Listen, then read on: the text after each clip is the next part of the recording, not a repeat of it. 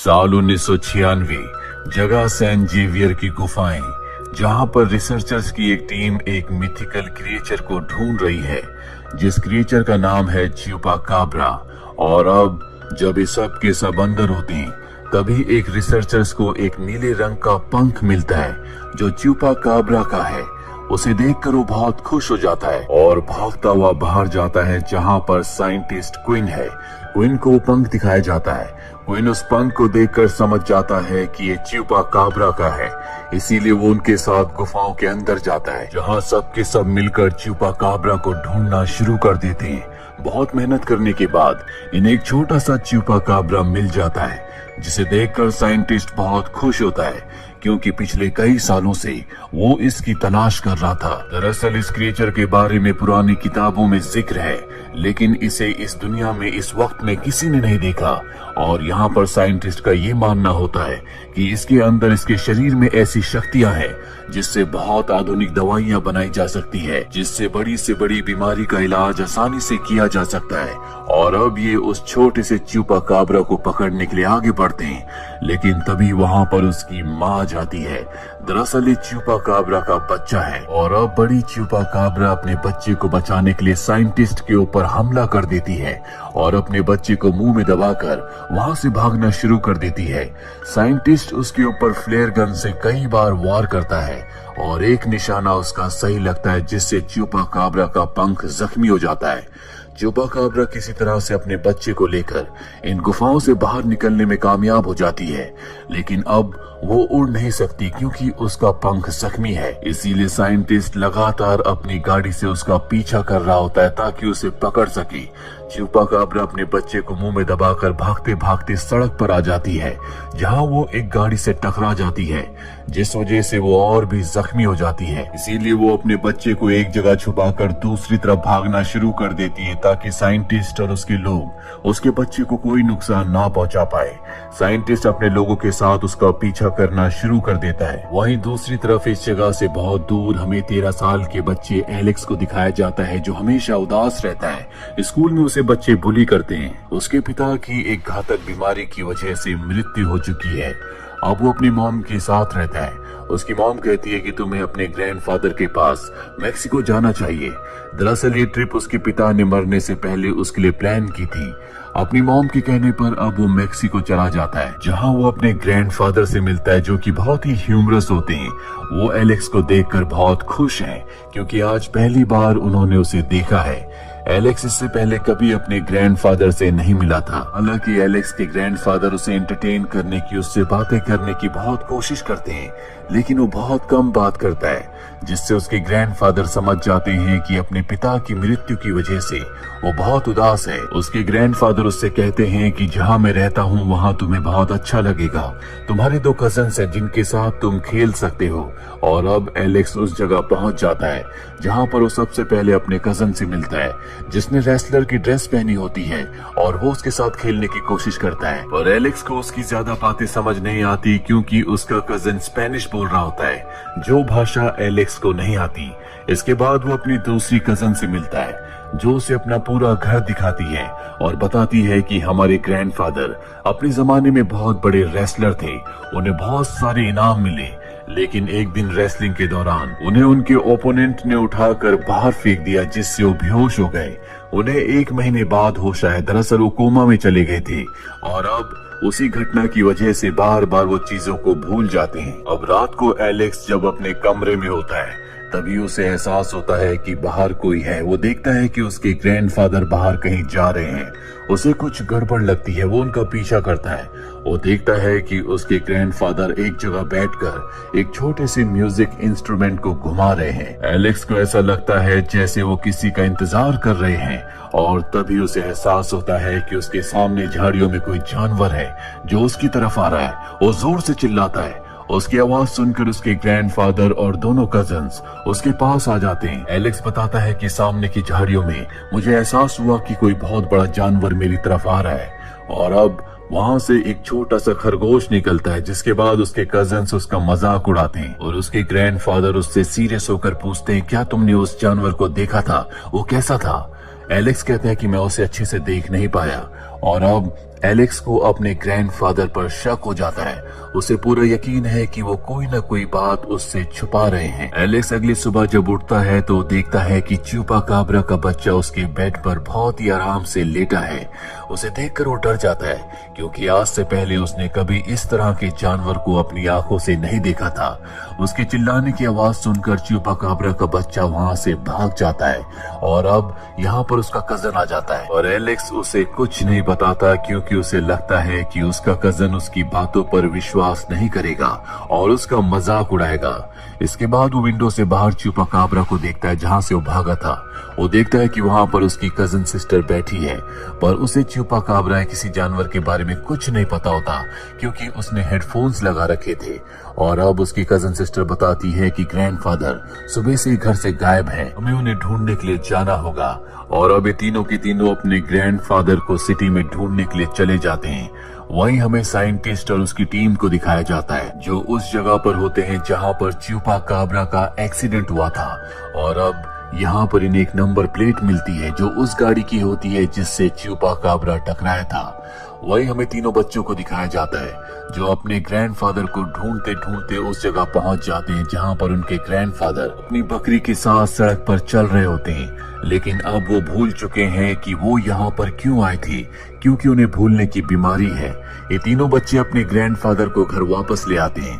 घर आने के बाद एलेक्स अपनी कजन सिस्टर को बताता है कि मैंने रात को जिस जानवर को देखा था वो च्यूपाकाब्रा था। मुझे लगता है कि हमारे ग्रैंडफादर भी उसके बारे में जानते हैं, पर वो हमसे छुपा रहे हैं। उसकी कजन सिस्टर उसकी बातों पर विश्वास नहीं करती, जिसके बाद एलेक्स उसी इंस्ट्रूमेंट को लेकर वहीं जाता है जहां पर रात को उसके ग्रैंडफादर उस इंस्ट्रूमेंट को घुमा रहे थे जिससे म्यूजिक निकलता है। और अब वो भी ऐसे ही करता है और तभी उसके सामने च्यूपाकाब्रा का बच्चा आ जाता है। एलेक्स को जल्दी एहसास हो जाता है कि ये बहुत ही फ्रेंडली है, ये उसे नुकसान नहीं पहुंचाएगा। एलेक्स को समझ में आ जाता है कि च्यूपाकाब्रा का बच्चा भूखा है, इसीलिए फ्रिज से वो उसके लिए खाना लाता है। ये दोनों आपस में बहुत खेलते हैं। और अगली सुबह एलेक्स का जो कजन होता है वो उसे ढूंढता हुआ उस जगह आ जाता है जहां पर च्यूपाकाब्रा है। हालांकि च्यूपाकाब्रा ऊपर होता है, पर अगले पल वो उसके सामने आ जाता है, जिससे एलेक्स का कजन बहुत डर जाता है। एलेक्स उसे समझाता है कि ये तुम्हें नुकसान नहीं पहुंचाएगा और जल्दी इन सब की दोस्ती हो जाती है। इसके बाद एलेक्स की कजन सिस्टर भी यहाँ पर आ जाती है, जो पहले तो च्यूपाकाब्रा के बच्चे को देखकर घबरा जाती है, पर एलेक्स जल्दी उसकी दोस्ती भी च्यूपाकाब्रा के बच्चे से करवा देता है। और अब इनकी आवाज सुनकर ग्रैंडफादर भी इस जगह पर आ जाते हैं। च्यूपाकाब्रा का बच्चा जब उन्हें देखता है तो भागकर उनकी तरफ जाता है, जिससे सब बच्चे समझ जाते हैं कि ग्रैंडफादर पहले से इस बच्चे को जानते हैं। और अब ग्रैंडफादर सबको बताते हैं कि कुछ दिन पहले एक बहुत बड़ा जानवर मेरी गाड़ी से टकराया था। पहले तो मुझे लगा कि वो कोई आम जानवर होगा, पर कुछ ही देर बाद मुझे एक छोटा सा मिथिकल क्रिएचर मिला जिसे च्यूपाकाब्रा कहा जाता है। मुझे समझ में आ गया कि इसकी मॉम ही मेरी गाड़ी से टकराई थी। इसके बाद मैंने बहुत कोशिश की कि इसके पेरेंट्स को ढूंढ सकूं। मैं कई बार उस जगह पर गया, पर मुझे वहां पर कोई नहीं मिला। और अब बहुत सारे सरकारी लोग इस च्यूपाकाब्रा को ढूंढ रहे हैं, और अगर ये मासूम च्यूपाकाब्रा उनके हाथ लग गया तो वो इसके ऊपर बहुत सारे एक्सपेरिमेंट करेंगे, रिसर्च करेंगे, जिससे इसे बहुत तकलीफ होगी। हमें किसी भी कीमत पर इस बच्चे को बचाना होगा। कुछ देर के बाद साइंटिस्ट यहाँ पर अपने एक आदमी के साथ आ जाता है और ग्रैंडफादर से पूछता है, क्या तुमने किसी च्यूपाकाब्रा के बच्चे को या अजीब से जानवर को देखा? वो साफ साफ मना कर देते हैं, लेकिन साइंटिस्ट को उन पर शक हो जाता है। दरअसल एक्सीडेंट वाली जगह पर जो नंबर प्लेट मिली थी वो ग्रैंडफादर की थी, और उसी नंबर प्लेट से उसने एड्रेस निकलवाया और यहाँ तक पहुँच गया।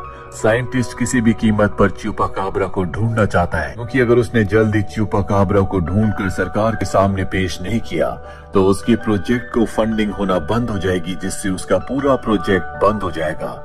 और अब उसके जाने के बाद ग्रैंडफादर एलेक्स को रेसलिंग सिखाने की कोशिश करते हैं, जिसमें एलेक्स का बिल्कुल इंटरेस्ट नहीं होता। पर जब बार बार उसके ग्रैंडफादर उसे प्रोवोक करते हैं तो गुस्से में एलेक्स उन्हें जोर से धक्का देता है, जिससे उसके ग्रैंडफादर सर के बल गिर जाते हैं और बेहोश हो जाते हैं। जिसके बाद ये डॉक्टर को बुलाते हैं। डॉक्टर उन्हें दवा देकर चला जाता है और ठीक इसी वक्त तीनों बच्चों को गराज से चुपाकाब्रा की आवाज आती है। ये भागकर उस तरफ जाते हैं और देखते हैं कि साइंटिस्ट वहां पर पहुंच चुका है। उसने चुपाकाब्रा के बच्चे को देख लिया है। वो अपने गन से चुपाकाब्रा के बच्चे पर फायर करके उसे बेहोश कर देता है। हालांकि बच्चे उसे रोकने की कोशिश करते हैं, लेकिन वो उस बच्चे को उठाकर अपनी गाड़ी में रख देता है। वहीं एलेक्स भागकर अपने ग्रैंडफादर के पास जाता है, उन्हें होश में लाता है और कहता है कि साइंटिस्ट चुपाकाब्रा के बच्चे को अपने साथ ले जा रहा है, पर उसके ग्रैंडफादर सब कुछ भूल चुके हैं। अभी एलेक्स के दिमाग में एक आइडिया आता है। वो अपने ग्रैंडफादर से कहता है कि बाहर वो रेसलर आपको ललकार रहा है जिसने आपको रिंग से बाहर फेंक दिया था। ये सुनकर उसके ग्रैंडफादर आग बबूला हो जाते हैं और अब वो अपने रेसलिंग मास्क को पहनकर बाहर आते हैं, जहां पर साइंटिस्ट उनके सामने होता है। इससे पहले कि साइंटिस्ट को समझ पाता, उसके ग्रैंडफादर अपनी रेसलिंग की टेक्निक से दोनों पैरों से उड़ते हुए उसे लात मारकर गिरा देते हैं और इसके बाद तीनों बच्चे ग्रैंडफादर को बाहर गाड़ी के पास लाते हैं, जो कि साइंटिस्ट की गाड़ी है, और इस गाड़ी को लेकर इस जगह से निकल जाते हैं क्योंकि इसमें चुपाकाब्रा भी है। अब ग्रैंडफादर को बहुत सारी बातें याद आ चुकी है। ग्रैंडफादर इन्हें उस जगह ले जाते हैं जहां पर चुपाकाब्रा की मॉम उनकी गाड़ी से टकराई थी। ये चुपाकाब्रा को अब बाहर निकालते हैं, जिसके बाद चुपाकाब्रा एक तरफ भागना शुरू कर देता है, जैसे उसे अपने घर का रास्ता पता चल गया हो। वही साइंटिस्ट ने अपने लोगों को इन्फॉर्म कर दिया था, इसीलिए वो सब के सब इस तरफ आ रहे होते हैं। वही चुपा भागता हुआ एक पहाड़ी चट्टान के किनारे पहुंच जाता है। एलेक्स भी वहां पहुंच जाता है और अब चुपा यहाँ से जोर से आवाजें लगाता है और तभी चट्टान के दूसरी तरफ से भी आवाज आती है। चुपा बहुत छोटा है, वो उड़ नहीं सकता। एलेक्स को समझ में आ जाता है कि इस खाई के दूसरी तरफ चुपा का पूरा परिवार है। चुपा से वो बहुत प्यार करता है, ये दोनों एक दूसरे के दोस्त हैं, पर अब उसे चुपा को यहाँ से जाने देना होगा। इस खाई को पार करने के लिए एक पाइप लगा होता है। चुपा उसके ऊपर से दूसरी तरफ चला जाता है और अब एलेक्स उदास होकर जब यहाँ से जा रहा होता है, तभी उसके सामने एक टाइगर आ जाता है, जिससे डरकर एलेक्स उस पाइप के ऊपर चला जाता है जहाँ से चुपा गया था और अब टाइगर भी उसके पीछे जा रहा होता है। लेकिन तभी यहाँ पर ग्रैंडफादर और उसके कजन्स आ जाते हैं। ग्रैंडफादर टाइगर को यहाँ से भगा देते हैं और अब जब एलेक्स वापस आ रहा होता है तो पाइप, जो कि बहुत पुरानी है, वो टूटने लगती है। वो एक पतली पाइप के साथ लटक जाता है। तभी वहाँ पर चुपा आ जाता है जो उसे गिरने से बचा लेता है। चुपा ने अब उड़ना भी सीख लिया है, इसीलिए वो उसे चट्टान के किनारे ले आता है। अभी वहाँ पर साइंटिस्ट आ जाता है जो अपनी गन से चुपा के बच्चे को बेहोश करके उठा लेता है। उसके पास स्टिक है जो कि इलेक्ट्रिक है, उससे करंट लगाकर वो किसी को भी बेहोश कर सकता है।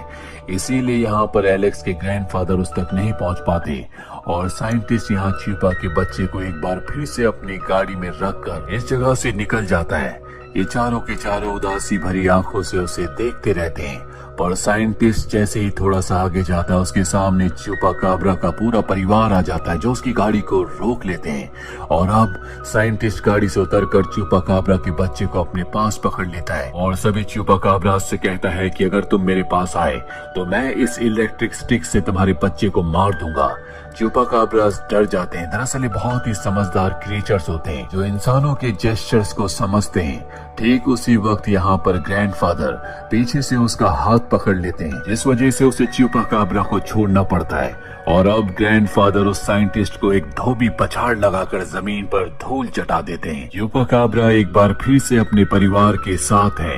वो एलेक्स को अलविदा कहता है, जिसके बाद वो अपने परिवार के साथ चला जाता है। कुछ दिन और यहाँ बिताने के बाद एलेक्स भी अपने घर के लिए रवाना हो जाता है, लेकिन अब वो पूरी तरह से बदल चुका है। उसकी जिंदगी में जो उदासी थी अब वो पूरी तरह से खत्म हो चुकी है। इस पूरे सफर ने, यहाँ की जर्नी ने उसे एक अलग एलेक्स बना दिया जो किसी से नहीं डरता, जो खुश रहना जानता है। और इसी के साथ ये फिल्म, ये कहानी यहीं पर खत्म हो जाती है। उम्मीद करते हैं कि ये कहानी आपको पसंद आई होगी।